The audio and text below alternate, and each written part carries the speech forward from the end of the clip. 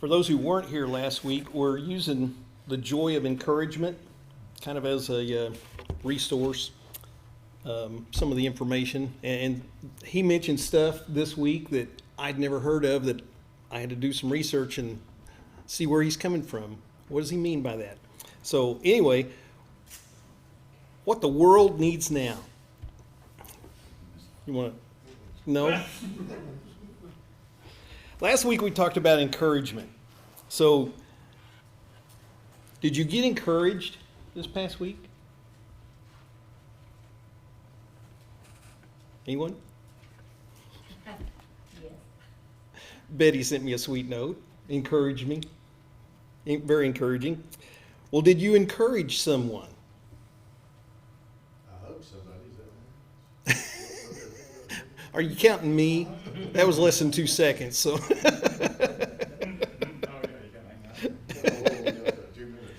I tried it on all three of my kids. Yeah? Yeah. Did it work? I just sat there and counted it in my head. Just to see what they would do. Officer, are you okay? Everything all right?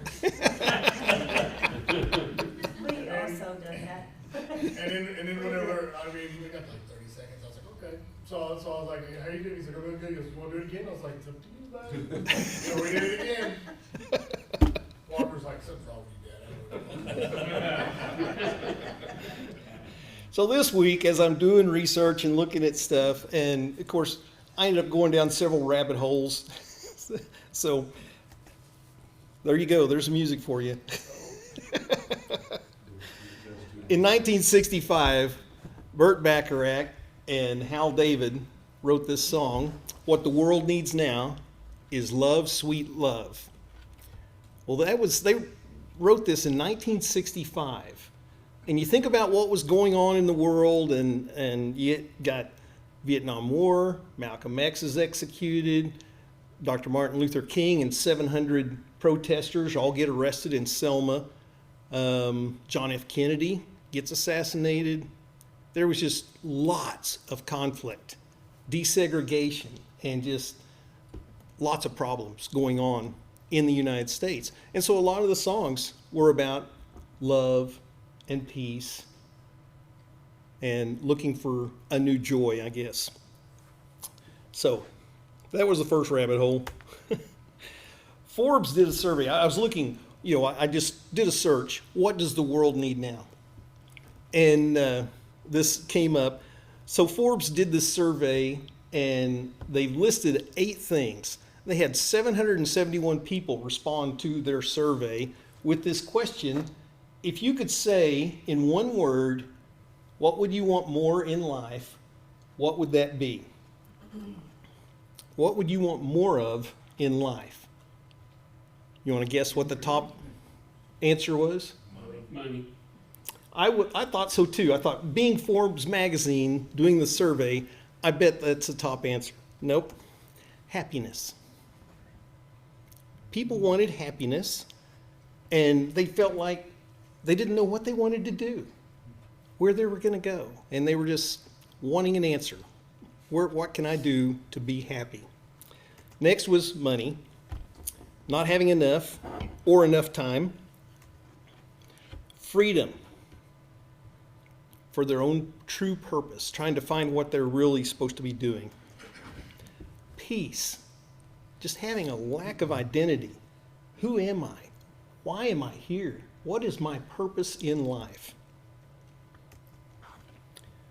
Joy, finding the right role, the right job, how I can make the most of myself and help others, and having a balance, some flexibility with the amount of money and the benefits and all that, trying to find a happy medium with everything. Fulfillment, utilizing their potential in the best way. And finally, confident.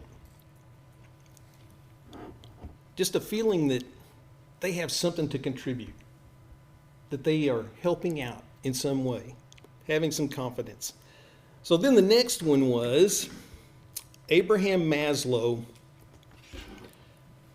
born in 1908, died in 1970, and in 1943 he published this little pyramid in a paper, actually his original pyramid had two more levels, two more layers. Up above esteem, it had cognitive and aesthetics.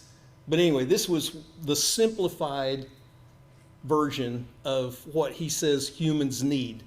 As far as physiological, the basic human needs, you need air, food, water, rest. And it's funny that a lot of companies since then have expanded that need. Of course, heating and air companies, you not only need air, but you need heat. And it's funny all the way this has grown. And a lot of companies say, oh, well, a basic human need now with Generation X and Z and everybody else, they need high-speed internet and a smartphone and or some sort of digital device to be able to look things up. So after you complete a level, once you satisfy your physiological needs, then you move up to safety. Well, you need health care. You need a home. You need financial security. And then once you get through safety, you go up to, you've passed the physical needs, and now you're getting into the psychological needs. You need love and belonging. You need somebody to love and to be loved. You need to belong to a church, an organization, have friends, people that you share things with. And then you get to esteem, you get some achievements, some recognition. You want respect, you also give respect. And then the self-actualization. Once you get to the top of the pyramid, he said that this is the highest level of psychological development that you can achieve. This is your personal potential once you get to that point. Questions, comments? All right. Let's talk about love. Mark 12, 28 through 31. And one of the scribes came up and heard them disputing with one another, and seeing that he answered them well, asked him, which commandment is the most important of all? Jesus answered, the most important is, Hear, O Israel, the Lord your God, the Lord is one. And you shall love the Lord your God with all your heart, with all your soul, with all your mind, and with all your strength. The second is this, you shall love your neighbor as yourself. There's no other commandment greater than these. Now verse 29 and 30 is the Shema. And every Jewish, I started to say student, but every Jewish person had that written, had this full verse written out on a little piece of parchment and rolled up and put into the phylactery, either on their head or on their arm. They'd put it inside their arm so it would be near their heart. It would be before their head or near their heart. So they would have this written down. They all had that memorized. And from what I understand, they would say it like an evening prayer. To love and to be loved are the two most basic desires that people have. Love heals, love unites, and love encourages. A couple of books the author mentioned. Whatever Became of Sin? In 1973, Dr. Carl Menninger wrote this book. In the book, he speculated that sin and wrongdoing would be replaced by rationalizations excusing individual accountability. Today, we still have sin, and we call it normal. People do non-biblical things. Oh, they're committing adultery. Oh, we don't say that anymore. We say, oh, they're having an affair. That's an acceptable term, and it sounds fun. So we've rebranded things so people can feel comfortable living in their sin. People who are able to give and receive love recover more quickly from their illnesses. In contrast, individuals who lack love often develop personality scars, and some even die. And lastly, Carl Menninger said, love is essential to our emotional, physical, mental, and social well-being. The next book he mentioned was Games People Play by Eric Byrne, and each of these dots represent a role, parent, adult, child, and he said that communication, adult-adult, that's functional, that's normal. But any of the other angles, a parent to a child, if you're speaking to an adult and treating them like a child, that's a dysfunctional type of communication. You know, you start blaming. In an example he gave, see what you made me do. So you start accusing someone of something you did. A little nugget that came from the book. He discussed the tremendous human need for encouragement by word or by touch to keep their spinal cords from shriveling, to keep them alive, eager, and confident. Thoughts? Kelly's got something brewing. No. All right. This is a little disturbing. There have been several rulers throughout history that used children for their experiments. And in 400 BC, Herodotus documented that this king Croesus, I guess, king of Lydia, and what he did, he was trying to discover the oldest language. What was the original language? What did Adam and Eve speak? And so he thought, let's gather some children and we'll raise them up and see what their first word is. That was the premise. And so he gathered all of these unwanted children. In that time, if your firstborn wasn't a son and you were wanting a son, they would dispose of it. They would take it out in the woods, they would offer it to a false god on an altar or something. They had ways that they would get rid of it. And so he was gathering these unwanted children. He isolated them from human contact. He told the little nurses that you can't touch them, you can't talk to them, don't do anything. And they were suckling on sheep. So they failed to thrive. They were still alive in his experiment. They survived, I guess, to a certain point for as long as the experiment lasted. You want to guess what their first word was?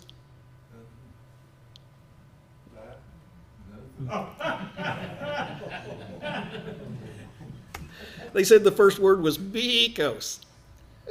And they don't know if it was imitating the sheep or if that was actually a word. They didn't recognize it. So then we fast forward to the Crusades. In the 1200s, Emperor Frederick II of Germany did this same experiment. He wanted to try this.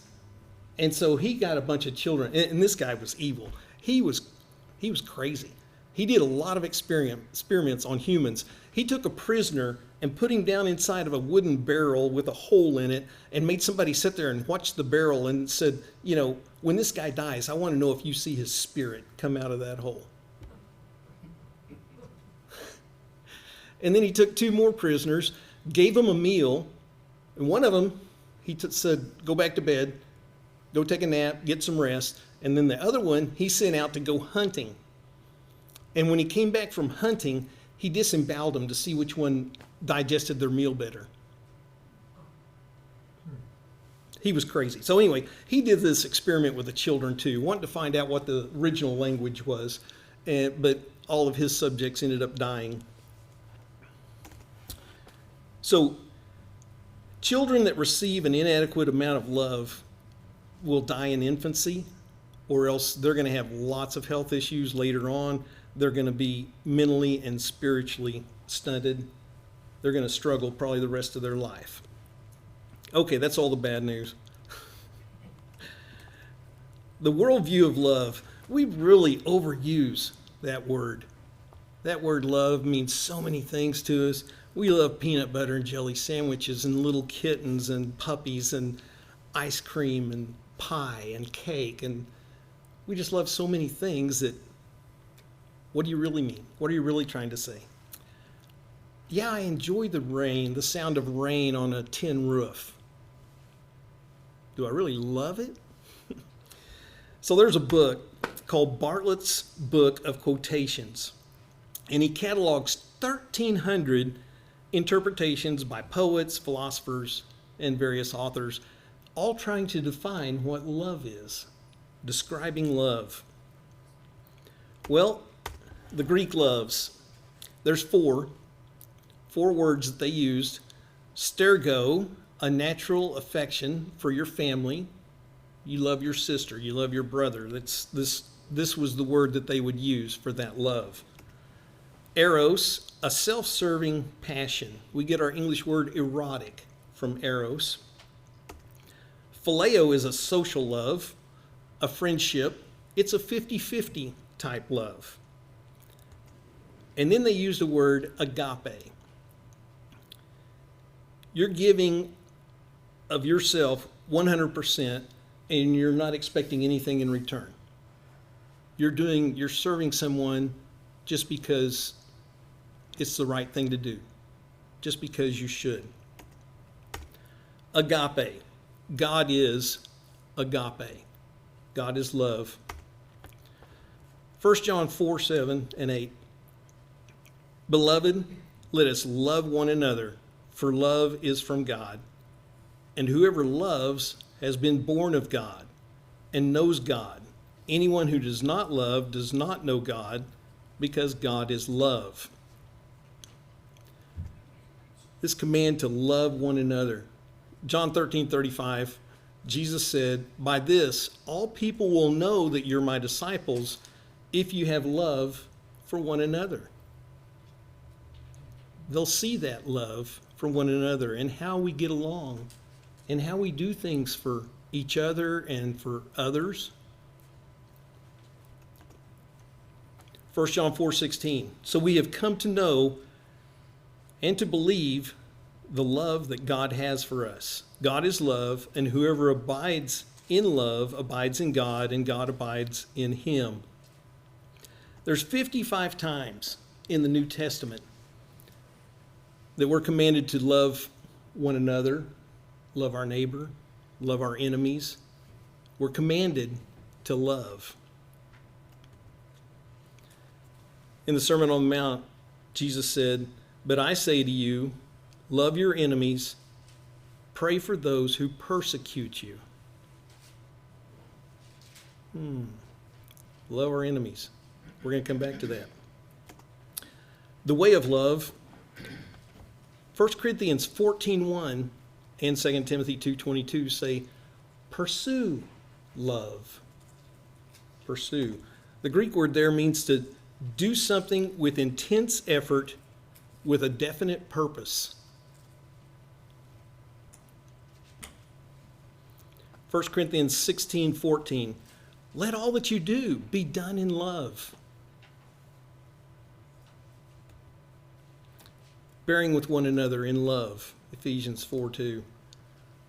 Walk in love. How do we walk in love? What does Paul mean by that?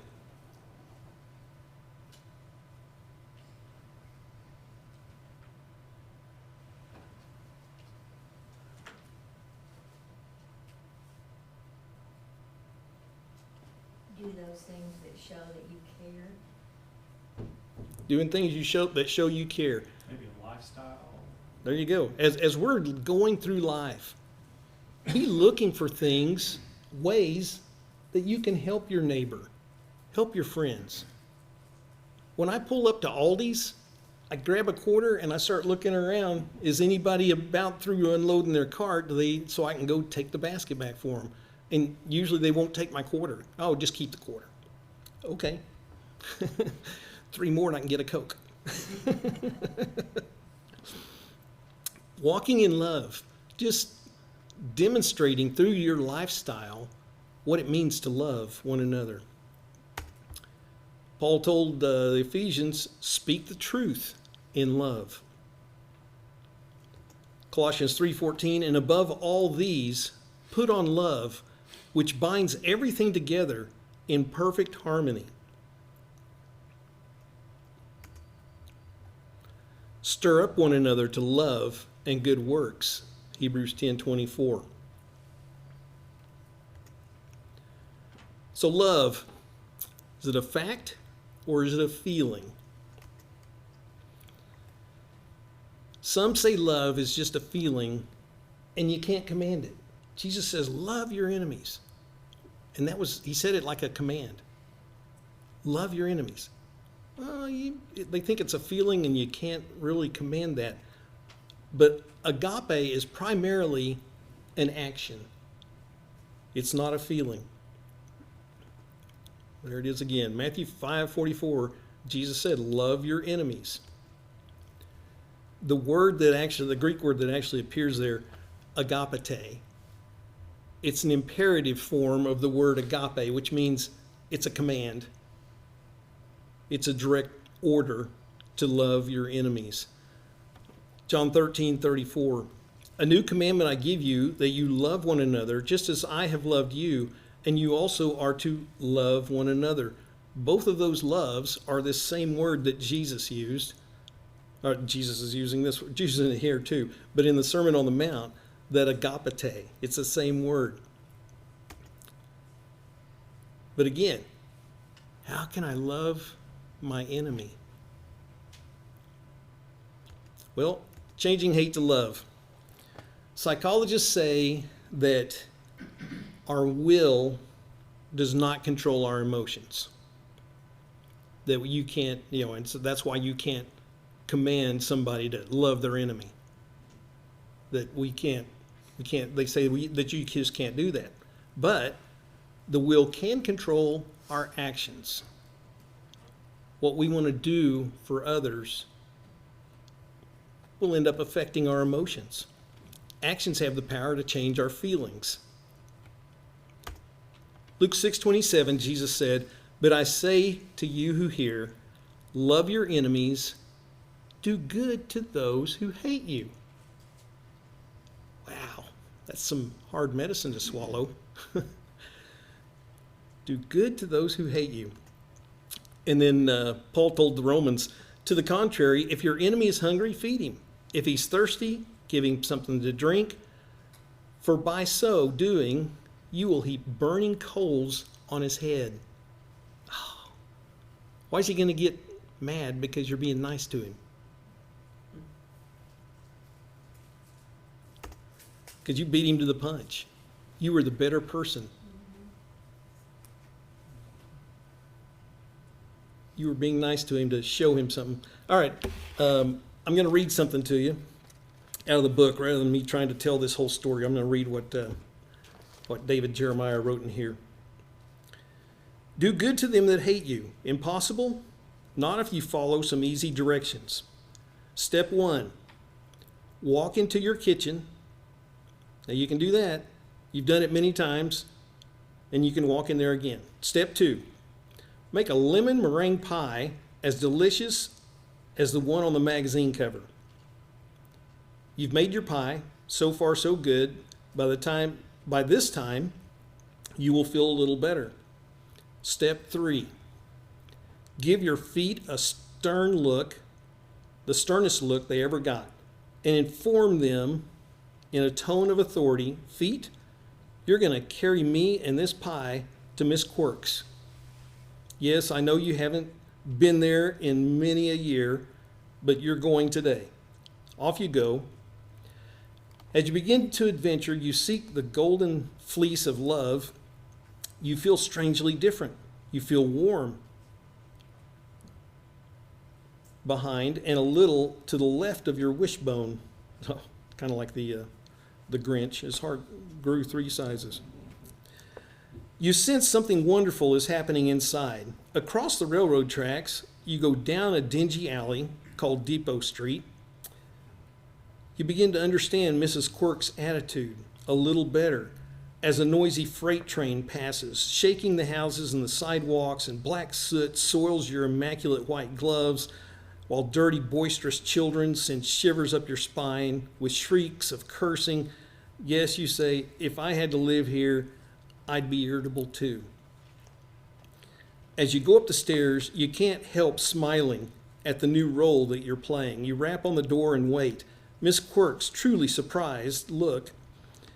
You present your peace offering and a nice smile and decide to throw in for good measure. A little chat in the living room, a cordial invitation for her to visit you. Then on leaving, a mutual hug, a kiss. The fervor or spontaneity of it surprises both of you.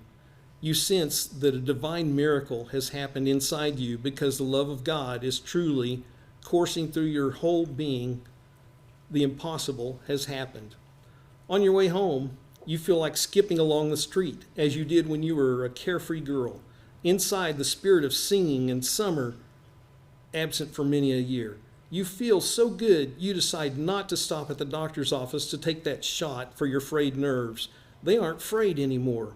You never felt better in your life. Even the pain in your back is gone. Just by doing good and showing some love to somebody that, I don't know if she had a conflict with her or not. She was irritable. She didn't get along with her too well. What the world needs? Mostly the world needs love. The world needs to see love in action. The world wants to be loved. We were once alienated. We're separate from Christ. But God gave us a gift. He sent his son for us. So now we're reconciled. And so we are to share that gift with others. Sharing the love. So our challenge, y'all are going to have to put in some more input. We're about out. To go into all the world and show love. To love your neighbor. Even if you don't know them. But if there's something you can do to help them, go help them. I've told the story in past classes of our neighbor across the street. Her husband had left her and the yard had grown up. It was, the grass was knee high, and some of the other neighbors around me were complaining about it. Said, yeah, I called the city and complained they're going to come out and write her a citation. I said, she doesn't need a citation. She just needs some help. And so I just gotten home from work, and then I went to change clothes. So they asked me, what are you doing? I said, I'm going to change clothes and mow her yard. Well, by the time I got back out there and got my mower out, those guys were over there mowing her yard. They're going, oh, you're right. I said, yeah, she needs help. She doesn't need a ticket from the city. That's what we have to do. You have to look for those things, something that's going to help them out. Listen to their struggles. How can I help? Help bear that burden. I've told several stories about being a greeter and being at the door out here. And most of the time when I say, how are you doing? What do you think they say? I'm fine. Yeah.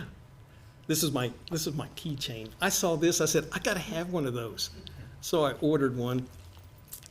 But you hold it up and it says, I'm fine. But then you flip it around, and what does it say?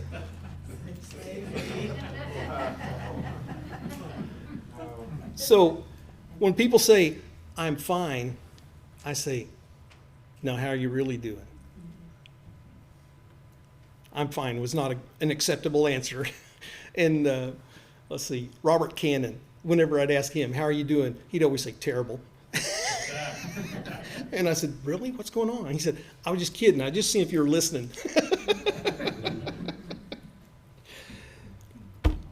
All right. Questions, comments?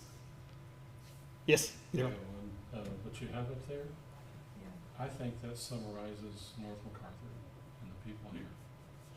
I think of all those things, and I see that happening every time we come to meet. Yeah. So I think we're doing a really good job of that, and I think that's what attracts people to North MacArthur. Right. Yeah, you said the world wants love, And but by the world standard, generally, it seems like it's given conditionally, and we're blessed with this wonderful guide that tells us we have an advantage over anyone who's never looked at 1 Corinthians 13 to be able to understand what love looks like.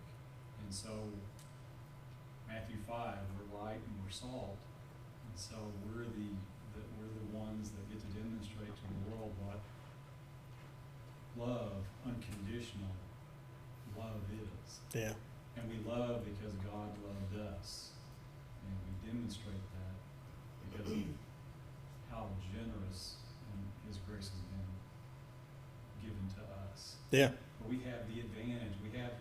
We have the guide, and the world is just desperately looking.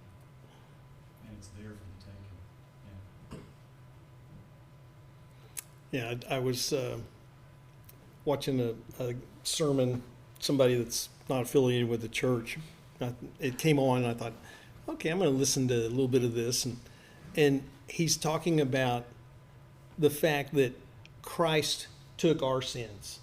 The person who has no sin, he's on the cross for our wrongs.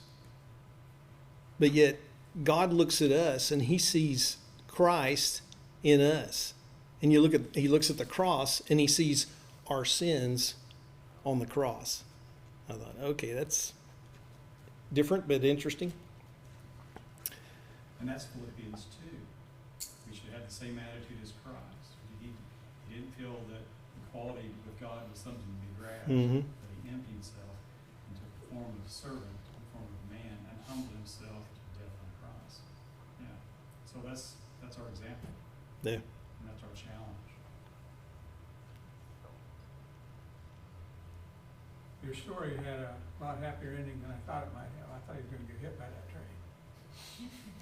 Hit by the train. Oh, Well, if you look at it that way, don't put off to tomorrow what you can do today. You know, yeah. he went to his, wherever she was to him, and he made amends.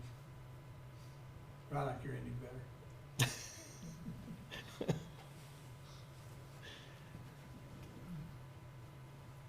All right.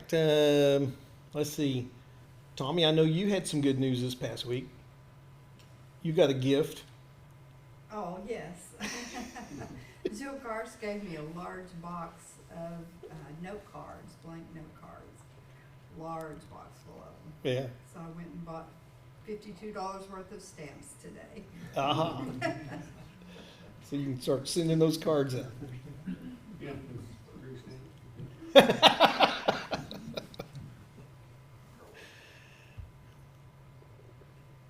We've been to Scottish Rites over the weekend and and Monday, and we just like to thank everybody for the prayers for our little boy. Hmm. You know, he's 13, he's not a little boy, but he's our baby. Yeah. And they took excellent care of him, very thorough, and I think through all the prayers and as much care as we've had from this church, you know, we just like to say thank you.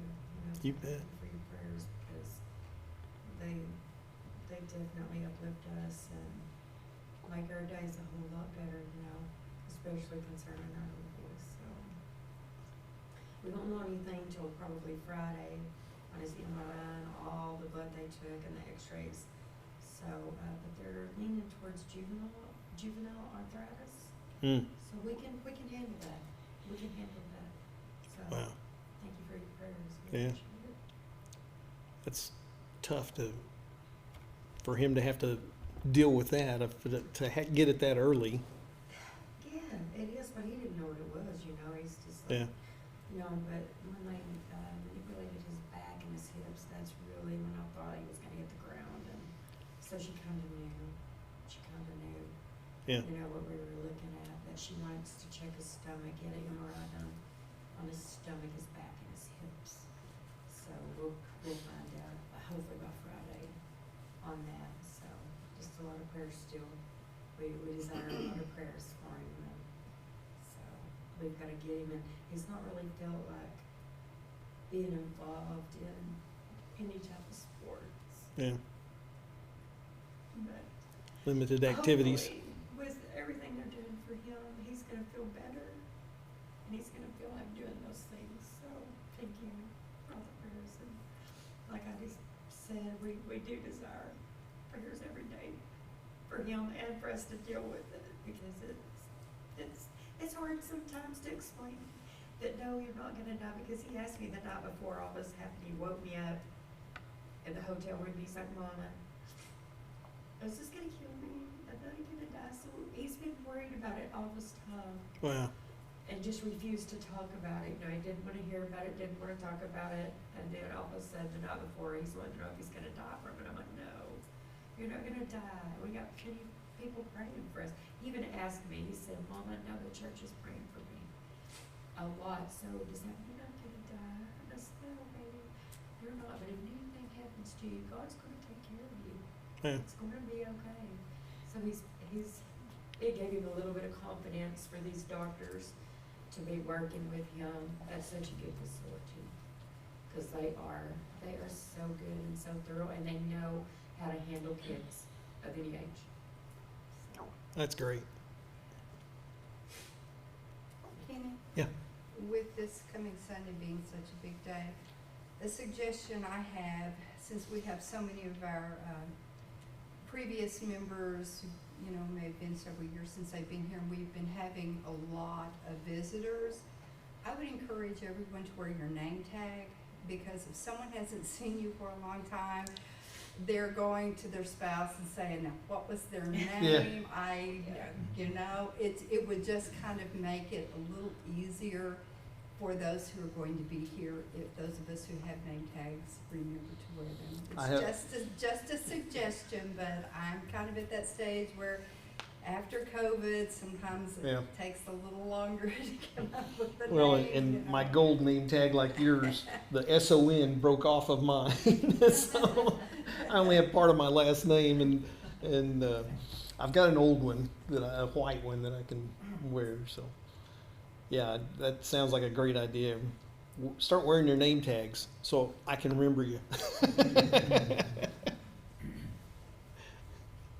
And another thing concerning name tags, for those who are new members to the congregation, it's very helpful. And for those of us who don't remember, they remember faces and not names, it's helpful. Yeah, the new members have several hundred people to remember, but everybody else just has that one name that they have to remember. So we have the advantage over you. All right, any other thoughts?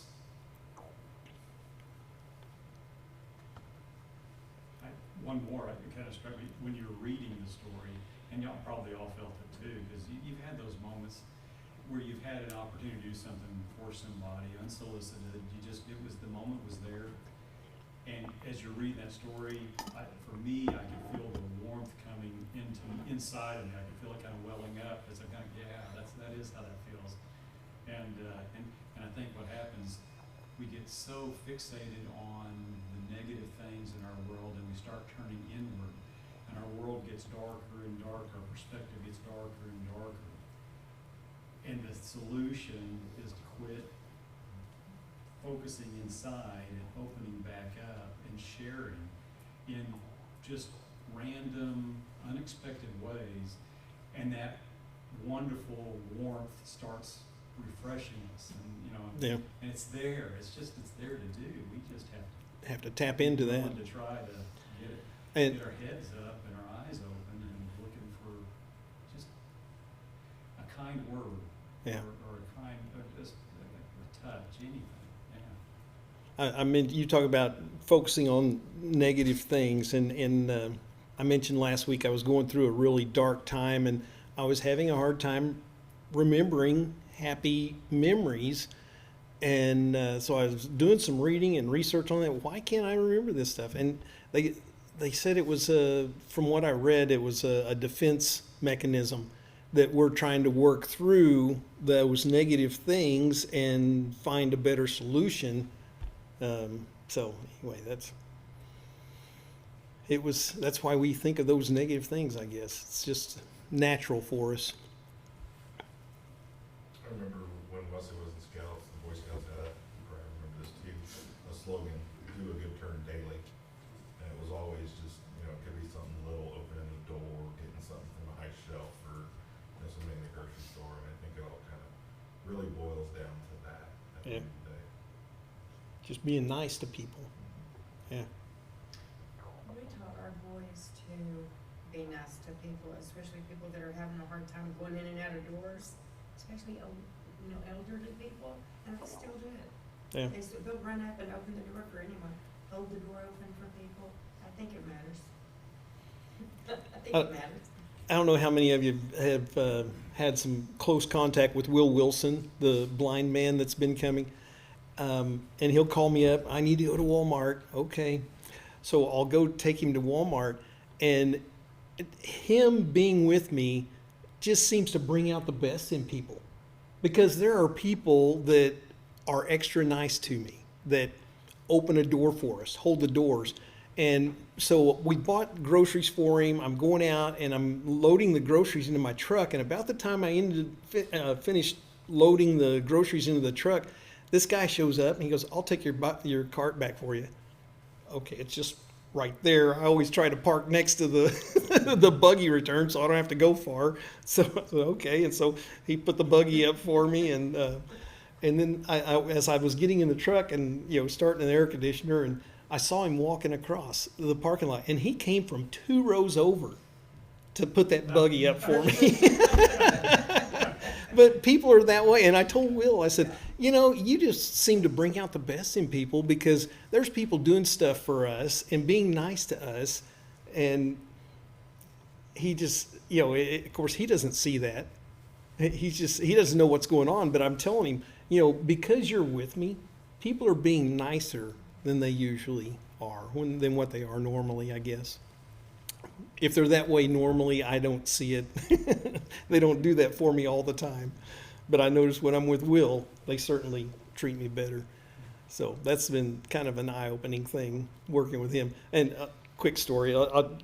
The first time I took him to Walmart, and we're walking along, and it was really crowded, and people are coming opposite direction toward us. And so I kind of scooted over, and he scooted over and ran into a display.